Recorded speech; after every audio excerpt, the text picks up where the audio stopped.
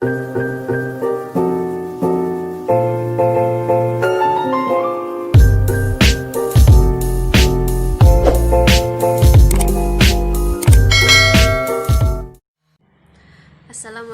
warahmatullahi wabarakatuh.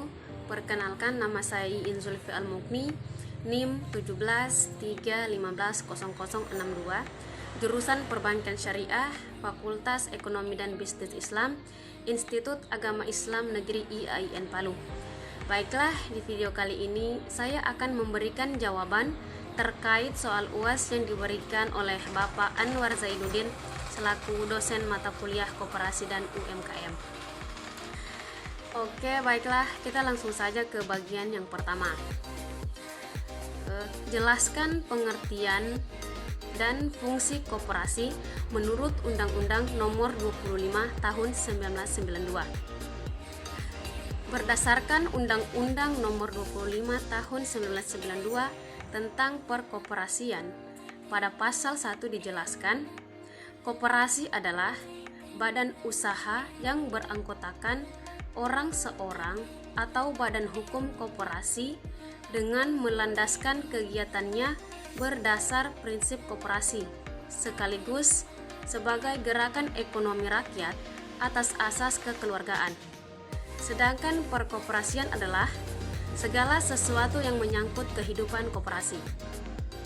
Di pasal 4 Undang-Undang Nomor 25 Tahun 1992 menyebut 4 fungsi dan peran koperasi, antara lain: yang pertama, membangun dan mengembangkan potensi dan kemampuan ekonomi anggota pada khususnya dan masyarakat pada umumnya untuk meningkatkan kesejahteraan ekonomi dan sosial. Yang kedua, berperan secara aktif dalam upaya mempertinggi kualitas kehidupan manusia dan masyarakat. Yang ketiga, memperkokoh perekonomian rakyat sebagai dasar kekuatan dan ketahanan perekonomian nasional dengan koperasi sebagai soko gurunya.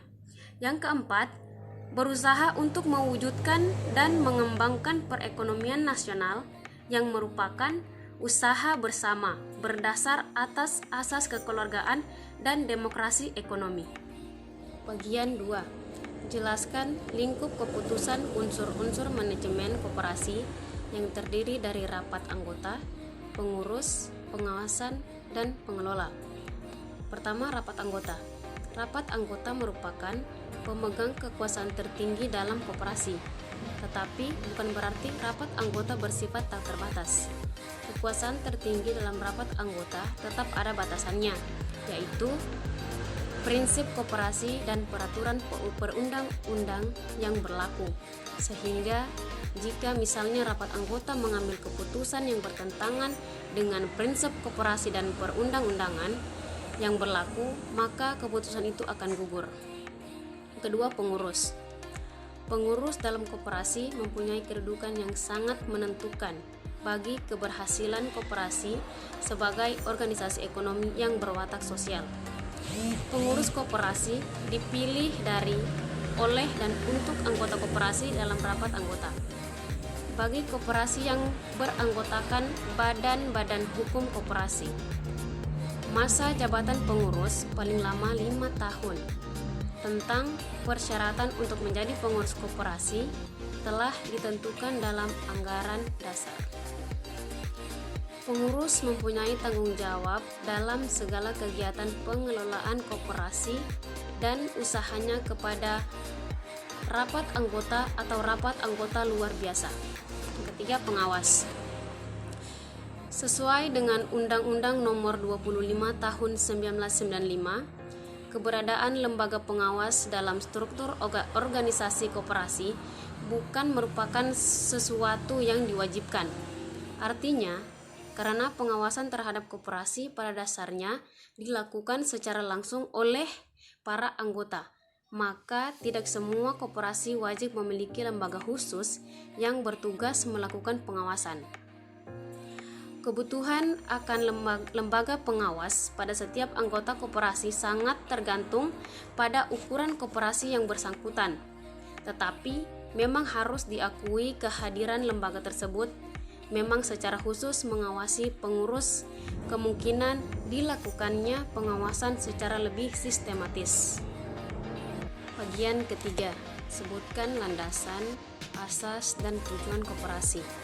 Landasan koperasi ada 3, yaitu landasan ideal Pancasila, landasan struktural Undang-Undang 1945, landasan operasional Pasal 33 Undang-Undang 1945, yaitu Undang-Undang Dasar 1945 Pasal 33 Ayat 1. Kemudian asas koperasi. Asas koperasi adalah kekeluargaan, yaitu adanya kesadaran setiap anggota koperasi untuk mengerjakan segala sesuatu dalam koperasi yang berguna untuk anggota dari koperasi itu. Kemudian tujuan koperasi ada 3. Yang pertama, membantu memperbaiki taraf hidup maupun ekonomi para anggotanya serta masyarakat sekitar. Yang kedua, membantu pemerintah mewujudkan kehidupan masyarakat yang adil dan makmur. Yang ketiga, meningkatkan tatanan perekonomian di Indonesia. Bagian 4. Menurut Anda, seberapa besar pengaruh dari UMKM saat ini? UMKM memiliki kontribusi atau peranan cukup besar, yaitu perluas kesempatan kerja dan penyerapan tenaga kerja, pembentukan produk domestik bruto (PDB), penyediaan jaring pengaman terutama bagi masyarakat berpendapatan rendah untuk menjalankan kegiatan ekonomi produktif. Bagian 5. Apa yang dimaksud dengan tujuan dan peran koperasi mikro serta tujuan dan peran koperasi makro dalam koperasi? Tujuan dan peran secara mikro dan makro. Yang pertama, secara mikro. Koperasi berusaha untuk mensejahterakan anggotanya. Hal ini harus dimaklumi karena koperasi didirikan dari, oleh, dan untuk kepentingan anggotanya.